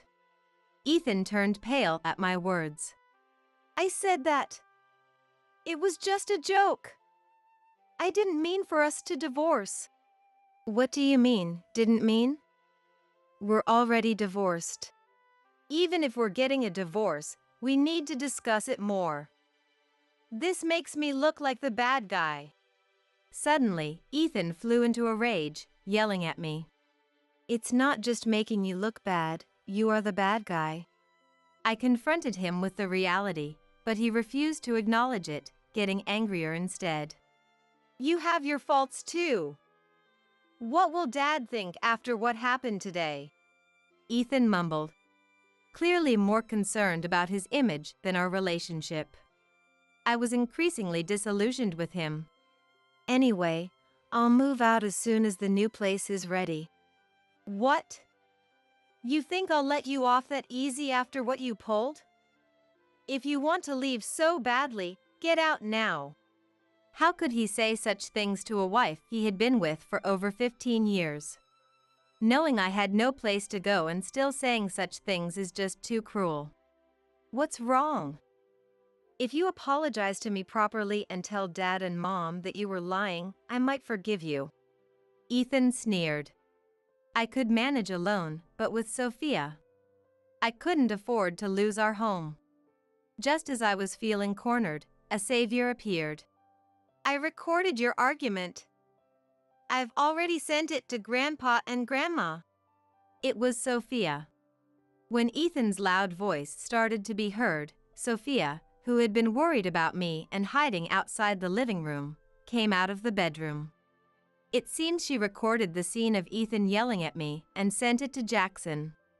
Ethan turned pale again at Sophia's words. The last thing he wanted was for Jackson and Isabella to hear what he had said. As my lips curled into a smile, Ethan's phone rang. It was Jackson. Ethan reacted to the ringing phone but hesitated to answer. Should I tell them it was all my lies? Ethan glared at me as the phone continued to ring. Or will you explain yourself? Ethan clicked his tongue, grabbed his phone, and walked out to take the call. Whatever he said, he was going to get an earful from Jackson. Later, Isabella called me. She told me Jackson wanted to talk to Ethan again. And Ethan was heading to the in-laws' house the next day. The next morning, while Sophia was at school and I was preparing to move, the doorbell rang. It was Lucas. Lucas, what brings you here? Emma, I'm really sorry for Ethan's behavior. Dad sent me. Jackson did? Lucas nodded and immediately called a locksmith to change the locks. Once the new locks were installed, the company's legal counsel arrived next. They were there to arrange compensation claims against Harper and Ethan. It happened in an instant, but with Lucas's support, I quickly took care of the procedures. We can arrange for Emma to get the house in the division of property. Considering Ethan's infidelity and the money he spent, he probably doesn't have much besides the house. At the very least, I want Emma to have it. Of course. I was surprised by this conversation, but soon tears started to fall. These were tears of relief, knowing that I could continue to raise Sophia as before. Emma, I know you've always taken good care of Ethan, Dad, and Mom. Ethan may be a hopeless brother, but I consider you my sister. And Dad and Mom wanted it this way too. Lucas said this to me. Overwhelmed with gratitude, I struggled to find the right words to thank him. At that moment, I realized that Ethan would never be able to surpass Lucas. After being severely scolded by his parents, Ethan came back home. But the house was already locked. Of course, he couldn't enter with the key he had. Emma, what do you think you're doing? Hearing Ethan's voice, Lucas stood up and went to the door. Admit your fault and apologize. Lucas? This house belongs to Emma. If you want to come in, you must apologize first. Ethan was silent for a while, but Lucas explained to him that the house was awarded to me in the property division. After some time, Ethan finally spoke words of apology. It was all my fault. I peeked from the living room to see his expression and noticed neighbors laughing at him as students were coming home from school. Emma, I'm really sorry. I was wrong. Please let me in so I can apologize properly. Ethan kept repeating the same words. Seeing his pathetic state, I couldn't help but laugh. He said he would go to a motel for the time being. Under Lucas's supervision, he came into the house to get his things and then left. Perhaps it was because Lucas was there, or because of the scolding he received from Jackson and Isabella, but Ethan didn't complain to me as usual. I watched him leave the house quietly, feeling both relief and a sense of poetic justice. The next day, Lucas arranged a meeting with Ethan and Harper. He asked if I wanted to join, but I declined, knowing that seeing Harper would make me feel ill. Instead, I asked to be connected by phone so I could hear the conversation. I needed to hear what excuses Ethan would make. Was what Emma said true? I heard Lucas's voice, followed by Ethan's. I'm really sorry to Emma, but it was true love. I've already broken up with Emma, and I plan to marry Harper. I felt irritated by his words, but if that was the case, so be it. As I was listening to the voices coming through the phone and thinking about this, a voice interrupted. Wait. Was it Harper? I heard a young woman's voice. Are you kidding me? You call our relationship true love? Disgusting. What? That's impossible. To be honest, I can't accept any settlement money for this. I was shocked by her words. Lucas and Ethan, who were on the other end of the call, were likely just as surprised. But ultimately, you did hurt Ethan's wife. You understand that, right? Lucas said. Even if you say that, it's not my fault. Ethan is certainly at fault. But you are also an accomplice. You have an obligation to pay. I felt reassured by Lucas standing up for me. Harper, realizing she couldn't escape, responded irritably. Fine, fine. I got a lot of things from him, so it's not a total loss. A loss? Harper, didn't you say you wanted to marry me?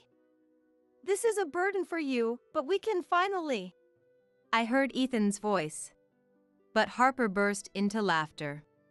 What are you talking about? Did you seriously believe that? No way. You were just a source of money for me. I struggled to suppress my laughter. It seemed that Ethan was the only one who thought it was true love, while Harper saw him merely as a financial provider. Besides, you've been hitting on other women too, right? Why am I the only one at fault? What? Were the other women not interested? Oh, I've really met a weirdo. Ethan must have been deeply shocked. Although I was angry with Harper for her affair, I felt a little satisfied that she had given Ethan a severe blow. Harper was at fault too, but there was no doubt that Ethan, who flirted with young women at work despite being married, was a despicable person. Harper, you must be joking. Ethan's tearful, pained voice was followed by Lucas's deep, exasperated sigh. No, no. Saying it was true love is a real joke. What part of middle-aged Ethan did you think I'd fall for? You need to face reality. I couldn't help but laugh out loud. Ethan, who must have heard my laughter on the other end of the phone, called out my name in realization. Emma! Realizing I was listening, he called out my name, but I only muttered, My condolences, and hung up the phone. Sure, Ethan had some money, but that was his only charm. He wasn't good-looking, didn't value his family, and such a man fantasizing about being loved by a young, beautiful woman was just a fantasy. After the meeting, Ethan came back to the house in less than an hour. He started shouting in front of the locked door again. Emma, what happened earlier was different. Different? There's no need to explain to me. We're strangers now. I spoke to Ethan through the front door. Don't say that. If you just forgive me, we can go back to our old life, right? That would be best for you and Sophia too. Oh? How convenient for you now that Harper dumped you. Unfortunately, I don't have a hobby of picking up trash that others have thrown away, I said with a laugh, and Ethan fell silent. Reflect on your actions and live honestly from now on. You'll soon get official notice about the settlement and child support. After a while, I could hear Ethan crying.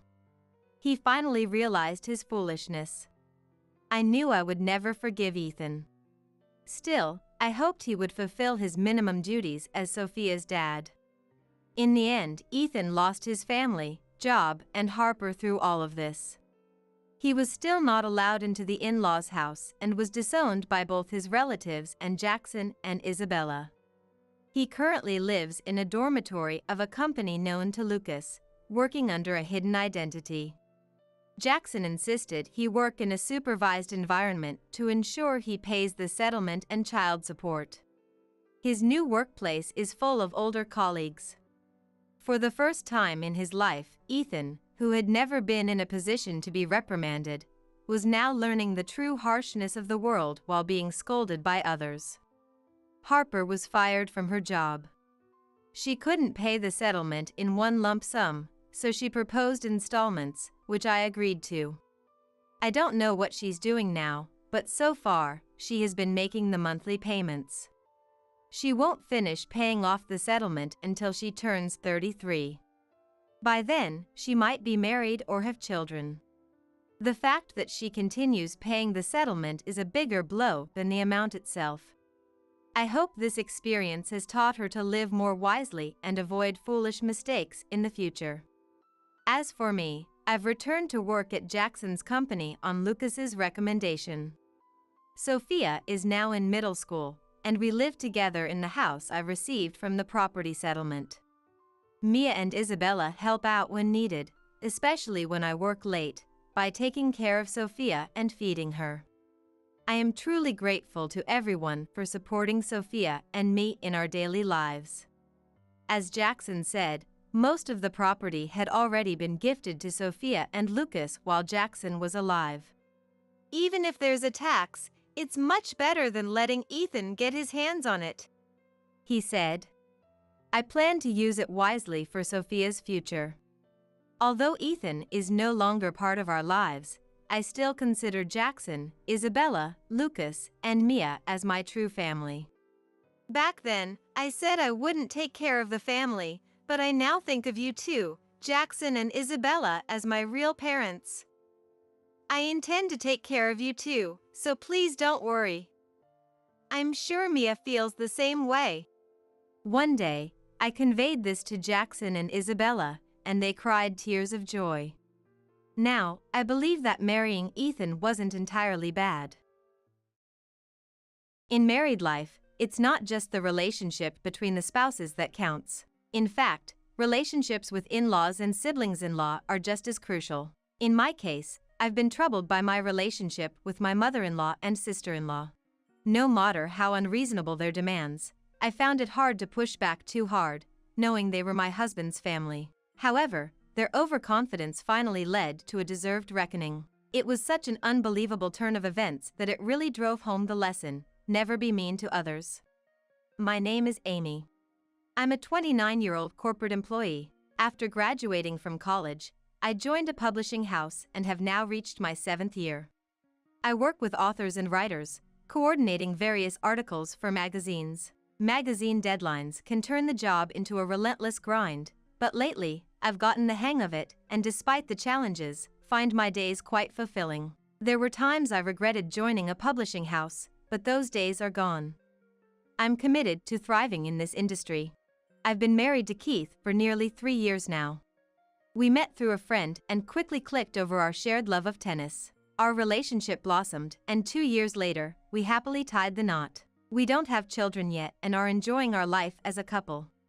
Our marriage has been harmonious, and we're known in our neighborhood as a loving couple. However, there was one problem in our seemingly blissful married life. It was my relationship with my mother-in-law Rebecca and my sister-in-law Claire. Both lived with my father-in-law Thomas.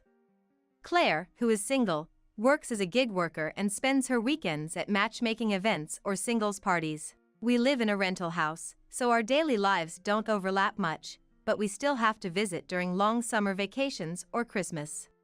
Though it's burdensome, I can't avoid it, out of respect for Keith. That's when the harassment from Rebecca and Claire would start. "Hey Amy, long time no see. Haven't you gained some weight? Your skin is a wreck, and your hair's a mess. With your looks, you'll embarrass our Keith." Really, I wonder why Keith married someone as unfashionable as you. We were happy he got married, but it's pointless with someone unattractive like you. I'm too embarrassed to even tell people Amy is part of our family. The moment I step into their house, they start attacking my appearance. I may not be a beauty queen, but that doesn't mean I don't care about my looks. I manage my diet and exercise regularly, and by all accounts, I'm a healthy weight and size. I avoid foods that are bad for my skin and get my hair treated with hair care items once in a while. Frankly, from my perspective, Rebecca and Claire aren't exactly paragons of beauty themselves. It's baffling how they feel entitled to look down on anyone. Caught off guard, Keith intervenes. "Hey! What nonsense are you two spouting? Amy is my precious wife. Apologize to her, now." They give a cursory apology, but I can see the mockery in their eyes. They're not the least bit sorry. In fact, anyone truly remorseful wouldn't mock someone's appearance in the first place. Their torment continues, forcing me to help with chores only to criticize my every move. "Amy, you folded the laundry all wrong. Didn't I tell you before? How many times do I have to repeat myself? And the room you cleaned, I found dust in the corners. Go back and clean it again. Really, you never learn. Always getting scolded by Mom for the same things. The ironing you did last time left creases, and I was embarrassed in public. Keith deserves a wife who can at least manage household chores." They relentlessly throw sarcastic remarks my way. If Keith or Thomas were around, they'd definitely put them in their place. Unfortunately, these two seize the moments they're not around to spew their venom. It is unbearable. I've talked to Keith about it countless times. He'd promptly call his family to confront Rebecca and Claire about their behavior. Though I appreciate it, sadly, it hasn't improved the situation. Desperate, I got Thomas's contact from Keith and decided to confide in him. Thomas listened without interrupting and promised to reprimand them. His words are comforting, but unfortunately nothing has changed. At this point, I've resigned myself to the fact that those two will never change.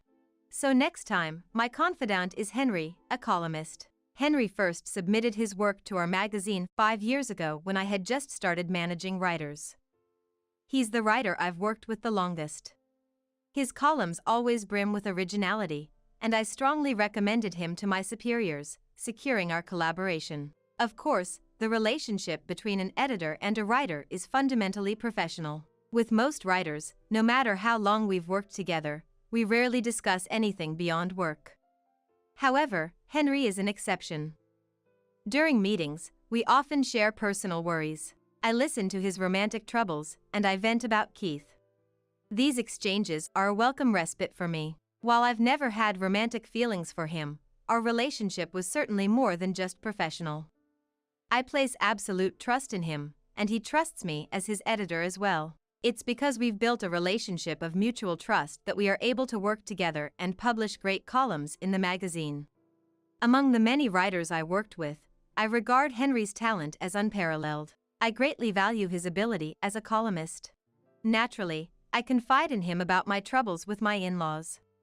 Each time I face harassment at my in-laws, I turn to him for counsel. Though he couldn't offer direct solutions or advice, just having someone listen makes me feel significantly lighter.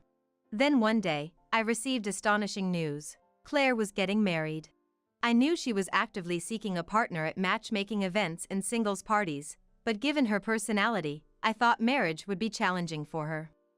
Yet, Keith told me she was suddenly getting married, leaving me stunned.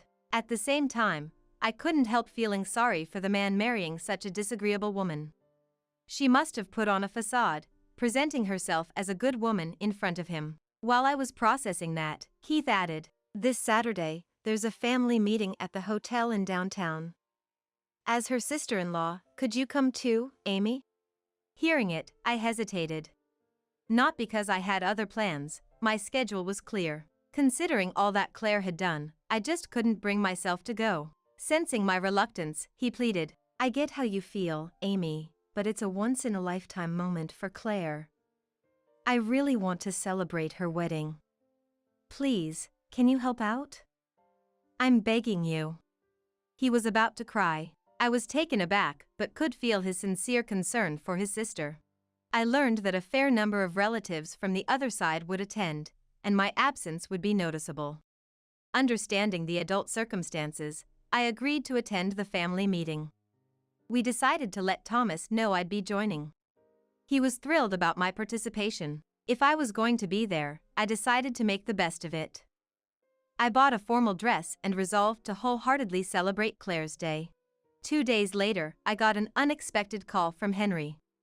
Calls from Henry were rare unless he needed an extension for his column. But that time, it clearly wasn't about work. The deadline for his current column was far off, and it was a topic he was familiar with. Curious, I answered the call hesitantly. To my surprise, Henry sounded cheerful and said, "I have some important news for you today, Amy." Startled, I asked, "What's the important news?" He joyfully announced, "I'm getting married. The date isn't set yet, but I'll let you know. Please come to the wedding." I was almost moved to tears. For 5 years, we had shared the ups and downs of work and personal life. His marriage felt like my own joy. "Finally, you're getting married. Congratulations. I'll definitely be there. I'm curious about your fiancé, but let's talk about it when we meet." I replied, ending the call on a happy note. The back-to-back marriage announcements filled me with joy. With that happiness, I approached the day of Claire's wedding family meeting. Upon arriving at the designated hotel, I saw Rebecca and Claire chatting in the lobby. As I approached to greet them, Rebecca looked at me with disdain and snapped, "Amy, what are you doing here? Outsiders aren't allowed at this venue." Confused, I froze. Claire then added, "Today is an important family meeting for my wedding. Having someone like you here would embarrass me, the bride. And that unfashionable dress is just shameful. Amy, you're just an outsider who married Keith. We'll handle this as a family, so why don't you just stay home and do some housework?" At those words, my mind went blank. I had come to the hotel, dressed up and ready to celebrate her, not expecting such treatment. As I stood there undershocked, she took a water bottle from her bag, unscrewed the lid, and swung it at my face. "Just leave as soon as possible," she snapped. With her words, I realized she had splashed cold water all over my face. The makeup I had carefully applied was ruined, but that didn't bother me much. Makeup could be reapplied, but the relationship with her was irreparable. Indeed, I'm not related by blood to Claire. Being called an outsider by her is unavoidable. Nevertheless, to have my goodwill trampled, to be drenched and dismissed, that was beyond decency. I decided such a person wasn't worth any more of my time. Overwhelmed, I left the hotel. Being told to leave by one of the main family members, I felt I had no place there. Exiting the hotel, I darted into a nearby cafe, rushing to the restroom before ordering. I wiped my face with a handkerchief and hastily redid my makeup. Then, settling in the cafe, I ordered my favorite coffee and cake, seeking solace for my troubled heart. I wasn't in any state to head straight home. Before I knew it, 2 hours had passed. Staring at the empty coffee cup and the plate that held the cake, I was still grappling with what had happened. Then unexpectedly, Henry called. Wondering what it could be about, I answered. He sounded anxious. "Amy, were you by any chance at the hotel in downtown just now?" Confused about how he knew, I hesitantly confirmed. "Yes, right, I was there." There was a pause on the line, both of us lost for words. Finally, he spoke. "I'm sorry, Amy, but could you come back to that hotel immediately? If you're nearby, it's okay to take a taxi." Though I was just at a cafe near the hotel and didn't need a taxi, his words hinted at something urgent. Rushing back to the hotel, I found Henry dressed formally waiting for me in the lobby. Led by him, I found myself in the very room where Claire's wedding family meeting was taking place. As we entered, the color drained from Rebecca and Claire's faces, clearly not expecting me to be acquainted with Henry. That's when I grasped the situation. Henry was Claire's fiancé.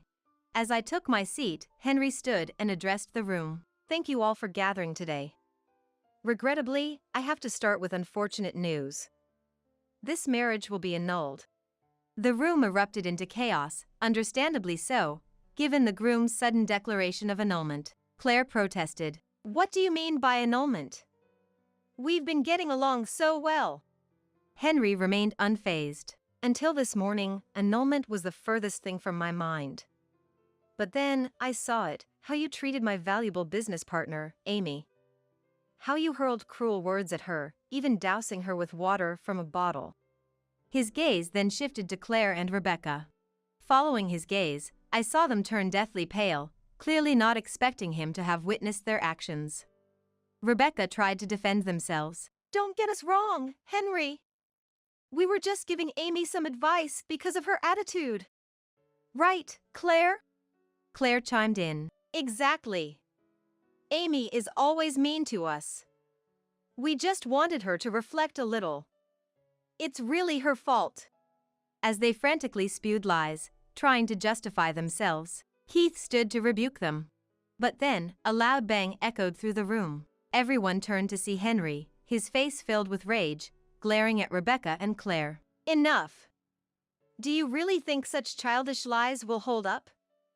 Amy is my lifesaver, having endorsed and supported me as a columnist. I know her character better than anyone. Amy is not someone who indulges in malice or traps others. She's nothing like you despicable people.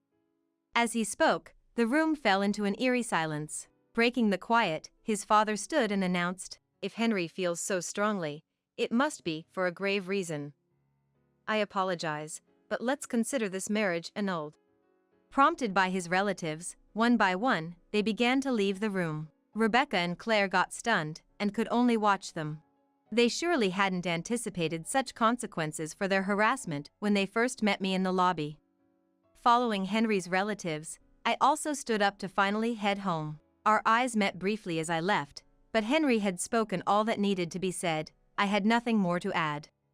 Later, I learned that both were severely reprimanded by Thomas at home, becoming uncharacteristically subdued. Rebecca was sternly warned by Thomas that any further harassment towards me would lead to divorce. Apparently, the threat of divorce made her comprehend the seriousness of her actions. Moreover, Keith made the tough decision to cut ties with his own sister, Claire. Though she was his beloved sister, he couldn't condone anyone who harassed me, and he made that clear. That might have finally made her realize the gravity of her actions. After that, although I had visited the in-laws' house for various reasons, the situation turned different. I faced no further harassment from the two. That incident must have profoundly affected them, as annulment of a marriage over such matters is exceedingly rare. I do feel a bit sorry for them, but they brought it upon themselves. As for me, I continue to work with Henry. I'm grateful for the chance my role has given me to meet such an outstanding columnist. That case has only deepened my trust in him. Together, we'll keep striving to produce the best possible magazine.